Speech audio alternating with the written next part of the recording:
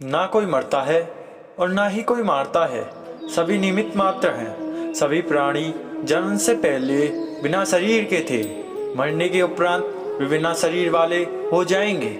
यह तो बीच में ही शरीर वाले देखे जाते हैं, फिर इनका शोक क्यों करते हो? श्री कृष्ण ने कहा है कि मनुष्य को उसके द्वारा किए गए कर्मों के अनुसार ही फल प्राप्त होता है, इसलिए मनुष्य को सदैव सत्कर्म करने चाहिए। कर्म पर ही तुम्हारा अधिकार है, लेकिन कर्म के फलों में कभी नहीं। इसलिए कर्म को फल के लिए मत करो और ना ही काम करने में तुम्हारी आसक्ति हो। जिसका मन अपने बस में है, जो जितेंद्रिय एवं विशुद्ध अंतःकरण वाला है और संपूर्ण प्राणियों का आत्मरूप परमात्मा ही जिसका आत्मा है, ऐसा कर्म योगी कर्म करता हुआ भी लुप्त नहीं होता। कर्मों में कुशलता को ही योग कहते हैं। परिवर्तन संसार का नियम है। जिसे तुम मृत्यु समझते हो वही तो जीवन है। एक क्षण में तुम करोड़ों के स्वामी बन जाते हो, दूसरे ही क्षण में तुम दरिद्र हो जाते हो।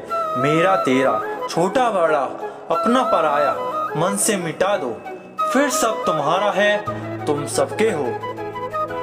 भगवान श्री कृष्ण कहते हैं कि आत्मा मंथन करके स्वयं को पहचानो, क्योंकि जब स्वयं को पहचानोगे तभी क्षमता का आकलन कर पाओगे।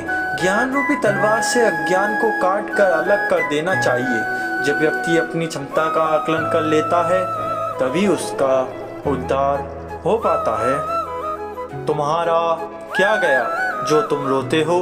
तुम क्या लाए थे जो तुमने खो दिया?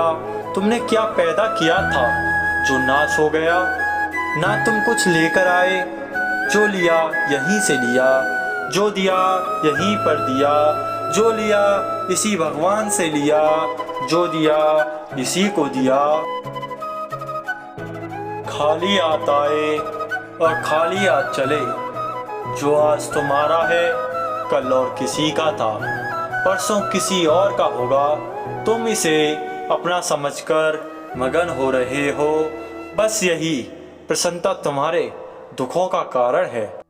दुखड़े कभी पल में मिट जाते, मुझको तेरे दर्शन हो जाते, मुझको तेरे दर्शन हो जाते। कितने हंसी आलम हो जाते, मुझको तेरे दर्शन